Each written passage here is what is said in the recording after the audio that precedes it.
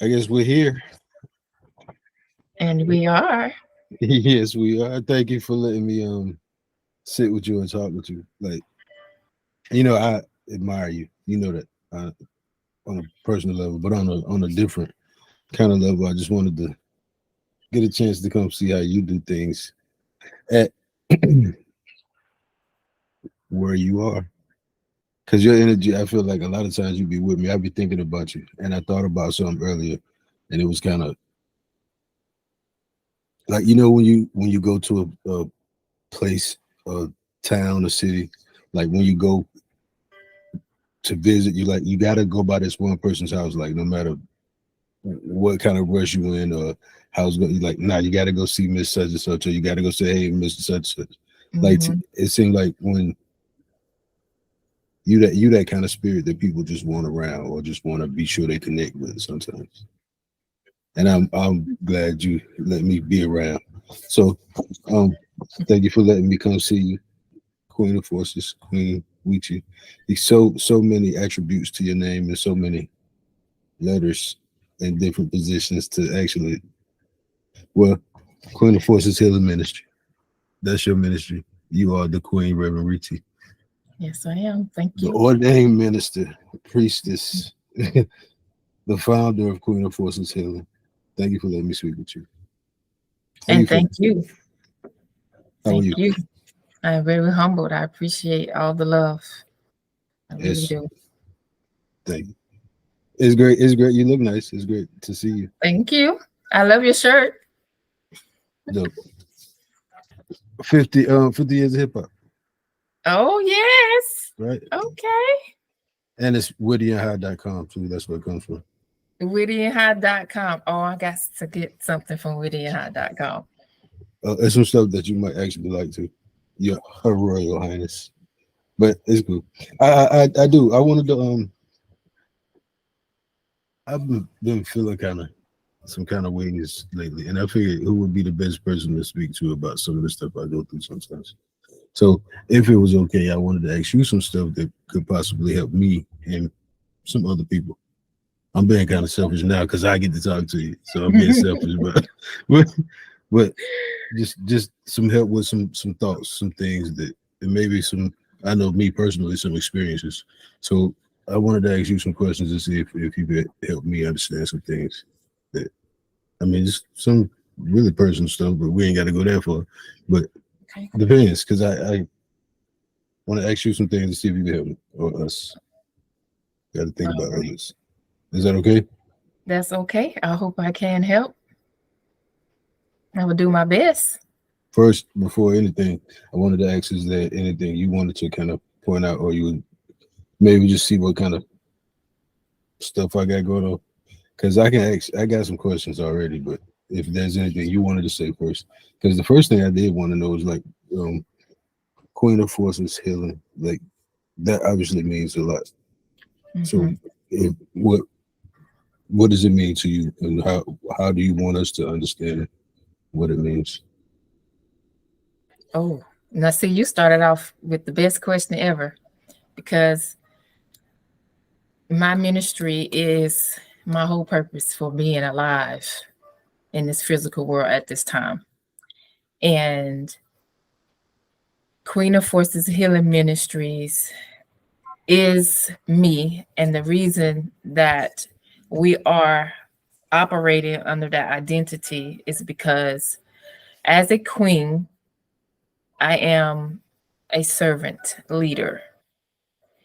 As a queen, as the Queen of Forces, for me, it means that I submit to the natural forces of the universes Mm, and I use them or I work with them rather. I submit to them, I work with them, I allow them to flow through me and use me to help create an environment of healing for myself and other people. So we of course are talking about air, fire, water, earth, spirit, and in other thoughts or thought or cultures, we have metal and wood, different things. But for this specific topic, which is me. I'm speaking of air, fire, water, earth, spirit. So again, as a queen, it's my job to serve, to minister, and a minister is one who attends the needs of others. And that other could be human beings, that other is the environment, that other is my spirit team, that other is bees and butterflies, gnomes and fairies, that other is everything. Right. So again, as I move through this time and space on earth, I walk with the forces. I submit to them. They help me because we're not above them. We got to work with them. And to me, it's also alchemy. I consider myself an alchemist. Like that hit me so hard one day. Mm-hmm. It hit me so hard. I mean, I was like, I had been through some stuff in my life where the way it looked and what I had in my physical reality, in my so-called possession, was not going to get me where I needed to be. But Right. through my prayer, through energy healing, through whatever I did, something happened and bam, there was an answer to the problem. And I was like, I know how to make $1 out of 15 cents. I know how to make a car come out of nowhere when I ain't had one. I'm a freaking alchemist. I'm a magician. I'm a sorceress. I am the queen of forces. Queen of forces. So bam. In somewhat of a nutshell, that's what this is all about. And so it's my job to do that, to be that for me and for anybody else who would like to accept it in their reality. Queen of forces. Wow. I did not. I didn't. I mean, of course, I know you know. I didn't expect an answer like that at all. That's my. But I thank you for sharing it because I get it. I mean, I understand from my level of understanding. I get it. Thank you. But that's you care about what you got going on, and that's something a lot of times things get kind of caught up, and I see lately in life things get caught up in people's personal opinions and beliefs only because, well, see, now that's me being personal and opinionated, and I'm not even going to do it. I'm going to ask you some more questions if that's okay. Can I ask you another question? Sure. Because I have an answer. I believe you would because it's coming from the fact that ordained minister, priestess,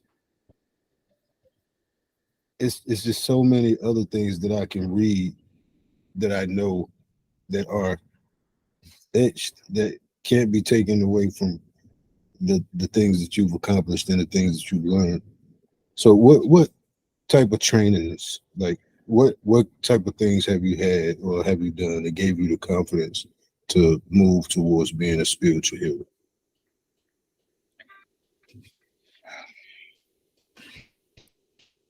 Well, when you say what gave me the confidence,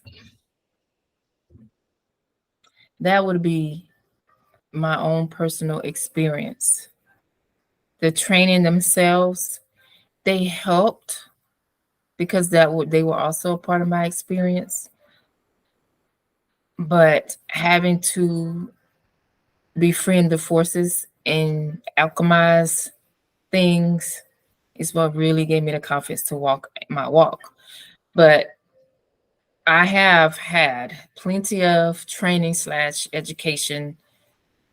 So I got some paperwork with some letters behind my name. If we can talk about some of that, sure. You know, Please, could we? Yeah. I did attend and graduate college a couple times. I have a bachelor's in psychology, a master's in professional mental health counseling, and have had several professional development and trainings, been a certified, national certified counselor. I've also had several energy healing trainings, one in my seminary program. I started in 2008 with energy healing trainings in Durham, North Carolina. I had my first one, and that was with the Schoenhart Integrative Healing Method. In 2010 is when I started the one in seminary, as well as Kemetic Reiki, known as Raseki healing, where we incorporate healing through the lens of Kemetic spirituality. I'm also trained in Usui Reiki, which is another form of energy healing, and that's from Japanese culture. Kemetic Reiki, aka Raseki, or Raseki, aka Kemetic Reiki, is using the symbols and the glyphs from our culture, from Kemetic culture, and alchemizing or manipulating the energies to allow healing to flow to and through us to other people. So that is what, 4 energy healing trainings, and I have enjoyed each one of them. And now in my ministry, I incorporate pretty much all of them all the time. It's kind of hard for me to separate now because energy is energy. So being a open vessel is really the main point. But I am, of course, as you said, an ordained minister and priestess. So through the seminary program, I was also extended my training as a medium as well. So seminary also was, it was no joke, like no joke. I did not go to a 2-hour seminar and come out of ordained minister. So it was a work. This was work. It was a work Okay? behind it. This was work. It was no joke. I just would like to share a couple of it, maybe just one experience, or generalize an experience, some experiences at seminary. We would go to seminary, and this was when everything was in person, and we would have classes all day, and then we would have services every night, and it'd be student-led services. Then our instructors and ministers, they will be in the congregation, and we will be getting graded. It was so nerve-wracking sometimes. And I remember being up there, what we called it the platform. And so we would have a minister up, we would do a whole service. It would be a real service, but just run by students. It wouldn't collect real money or nothing like that. But everything else was, we had to do it all. Right. We had to do it all. We had to be an usher sometimes. We had to be the healer sometimes, the minister, and the message bearer. So the message bearer were the mediums for the night. So I remember, you're going through the whole service, and the message bearers are like almost the last people to do something before the service is closed out. So we're sitting back there enjoying the service on the platform with the minister in front of us. And wait to the end, and then you got to get up. And at this point, the service could probably be an hour or so, but at this point, a lot of people, especially during seminar time, we done been in classes all day long, and now it's 8 something at night. Some people be tired, and we have to get up, and if the energy is down, we got to rebuild our energy in the room. Right. And hear, feel, sense messages from beings to give to somebody in the audience. And I loved it now. Don't get me wrong, it was so fun.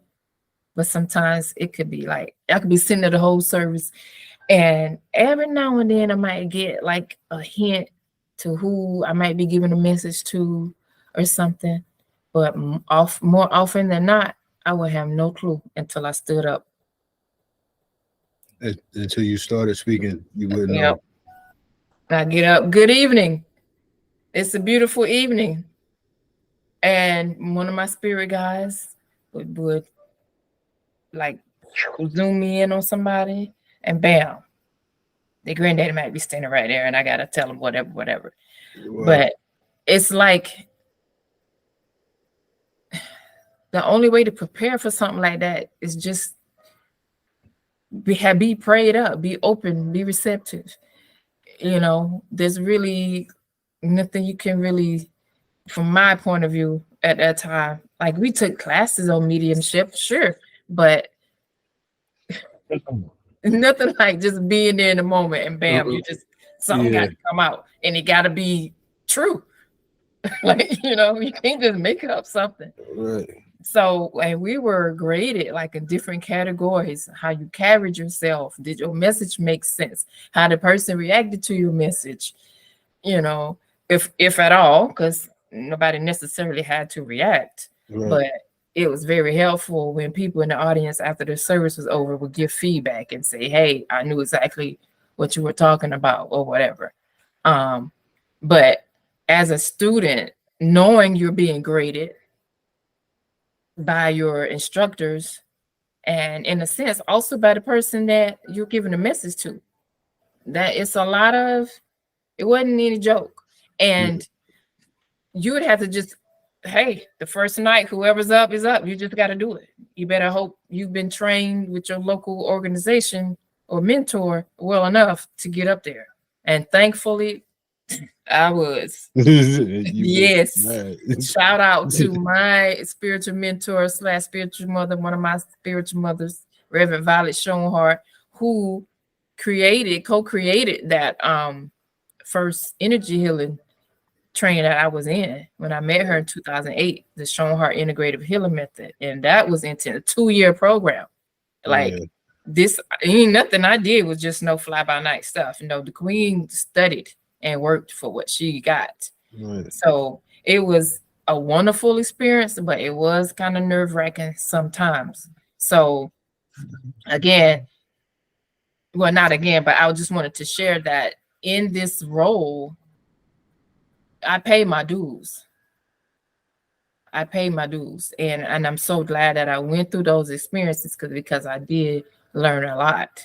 So the mediumship and the healing, all of this stuff really works together. And I'm so very grateful for that experience, but I earned my stripes.